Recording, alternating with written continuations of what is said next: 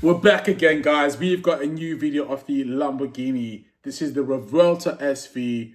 I'm excited to see this, guys. Make sure you guys subscribe. Let's go. We're reacting quite a lot of stuff from Monterey Week. It's going to be a busy weekend. Let's run it. This is the new Lamborghini Revuelto SV, and those two little letters are a big deal. They stand for Super Veloce, aka super fast. And that means this car takes the standard Revuelto plug-in hybrid nutter that we all know and love to new levels.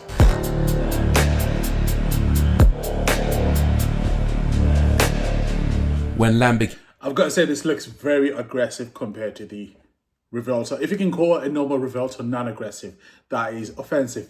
The color scheme itself, not really quite sure if that grey works with the black and the red. I think if I was speccing it, I'll spec it a little bit different. What do you guys think? But so far, so good though. Lamborghini slaps the SV letters onto one of its cars, it signifies even more power. Lightweight construction, optimized aerodynamics, and a precise chassis setup for better performance and greater driving pleasure.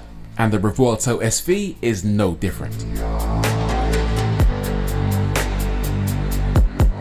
I know you're gagging for the performance numbers, so let's get those out of the way. Same powertrain as the standard car with a few little tweaks, but acceleration has improved. 0 to 62 now happens in 2.4 seconds instead of 2.5. 0 to 124 in 6.7 instead of 7, and it will keep pulling to well over 215 miles an hour. I mean, that is well impressive, the way they've reduced the amount of time by 0.3 seconds. I know, like, in the grand scheme of, life and time, 0.3 doesn't seem like a lot, but when it comes to supercars, trying to produce that shaving of even 0.2 seconds is a lot. So this is going to be faster, but I do think the SF90 is still going to be the daddy. So it's faster than ever. Power is up from 1,015 horses to 1,065. Torque, 1,424 Newton meters. But you'd expect that from an S. Oh, so it's gone up by 50 horsepower. That is quite a lot. But I'm very keen to find out how much weight saving they've managed to come model. More important are the things that separate this car from the standard model at first glance. In terms of design, not massively different to the standard Revuelto, but when you see an SV, you'll know it's an SV. And that's partly down to this section here. This front splitter sticks out a little bit further than it did on the standard car. And check out these little vertical elements just there. Very cool. Plus, these scratches, which help to divert air exactly where it needs to go. Most of all though, you can spot an SV because of these new lateral fins, which contribute to this car having 80% more downforce than the standard model. Engineering is a very complicated subject, because just imagine, just those fins at the front, they make the car have 80% more downforce. Like, it's crazy when you think about this car doing well over 120 miles an hour, and the elements of the atmosphere and how they play into this car having more downforce, which makes it more stable, which means you can go faster around corners. Like, it's a lot of crazy science. So that downforce comes courtesy of this bad boy, an enormous fixed rear wing. The OG Revuelto had a movable rear wing, and you can kind of see elements of that just here with this shape, although it sticks up a bit higher than it did on the standard car. But the star of the show is definitely this thing. It's a two-foil design. In other words, you get downforce from this main plane, but also from these secondary wings that stick up on the edges. Plus it curves down delicately at the sides. That, very cool. It's like Batman's Batarang. We've also got these huge air exits that suck hot air from all the hot bits inside the car. And this very cool exhaust. It's exactly the same as the standard Revuelto, except in this case, they've given it what they call a bubbling strategy. Yeah, they've given it a pop and bang map, so this thing should make all sorts of glorious noises from the V12. The powertrain, for what it's worth, is the same 6.5 litre V12 with 2 axial flux motors on the front and a radial flux motor in the transmission helping the rear axle.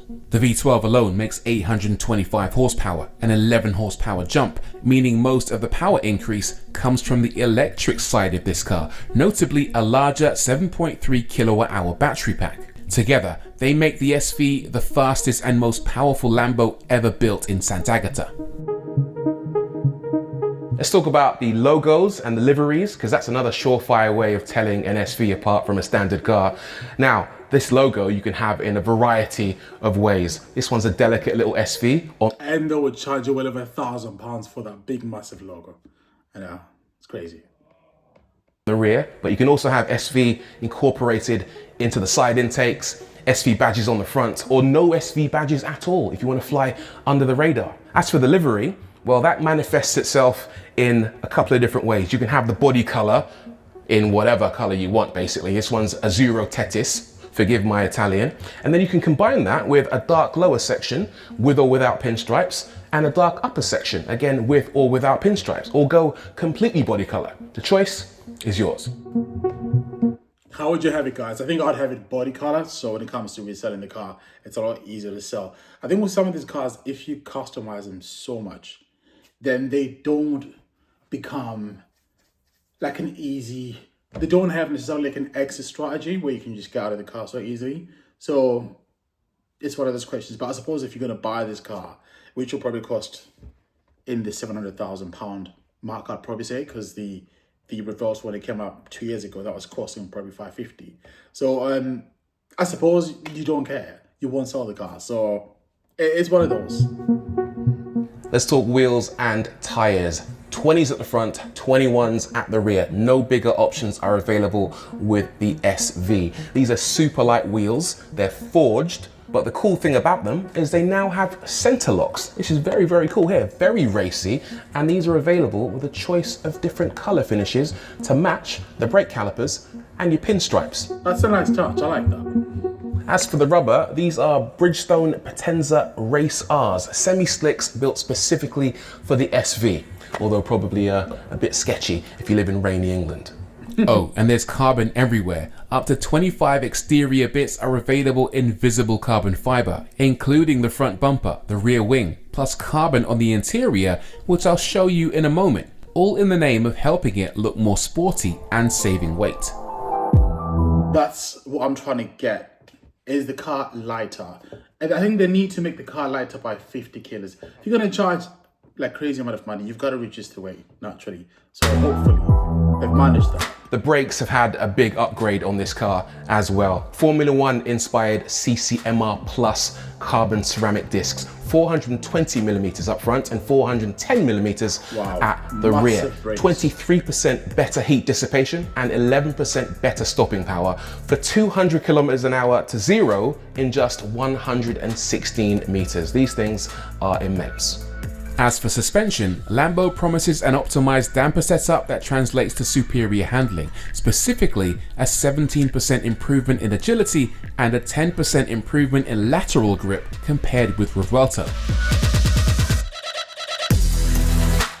Let's take a quick look at the interior of the Revuelto SV. Very, very racy in here. First of all, we got this huge carbon fiber panel on the doors, again to reduce a little bit of weight, but not really any leather in here. They've replaced the leather with a load of Alcantara, and you can see that on the steering wheel, on the dashboard.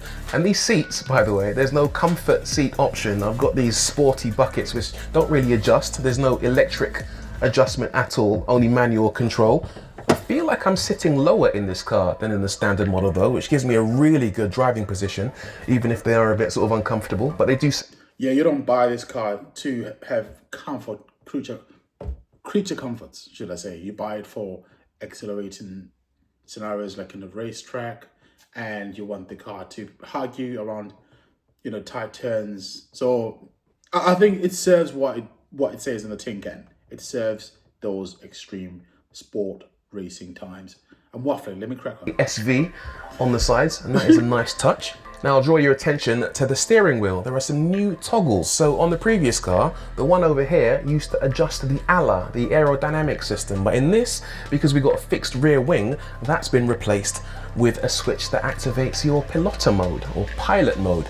And if you put the car into Corsa, this will give you performance braking mode and performance traction control with 5 different levels of traction. So either none at all, so you can do big Larry slides, or as much traction as you want to keep you nice and safe.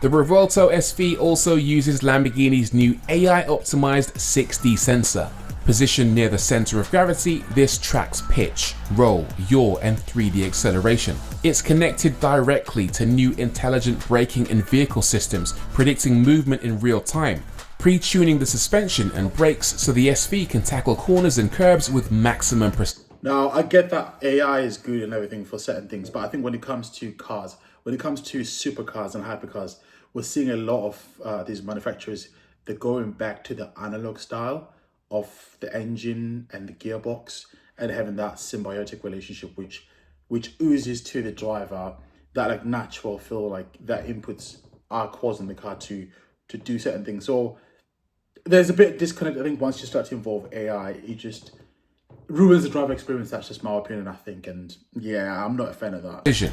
According to Lamborghini, this SV is the fastest car ever at the Hockenheimring. It managed a lap time of 1 minute 41.6, beating a Ferrari SF90XX and AMG GT Black Series. I would still pick the Ferrari SF90XX. Yeah, there's just something appealing about Ferrari, I've got to say. It's more appealing than Lamborghini. Yeah. Comment down below what you think. Which one would you pick? Justify why. This thing is rapid. So there you go.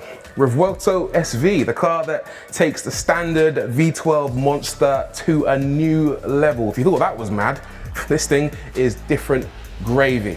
Now, limited numbers. We don't know how many they'll make, but if you think back to Aventador SV, they made 600 of those, so use that as a ballpark. Pricing, unconfirmed right now, but I can tell you it will be north of €500,000. And availability, I can tell you it's coming early in 2027. What do you guys think though? You think it's a good step forward on the standard Revuelto? Let me know in the comments, and as always, don't forget to like. Right, so we'll just stop it there so you guys can see the car whilst we conclude on my thoughts on it. I think it's a lot more beautiful. I've seen the Revuelto, I think probably just once.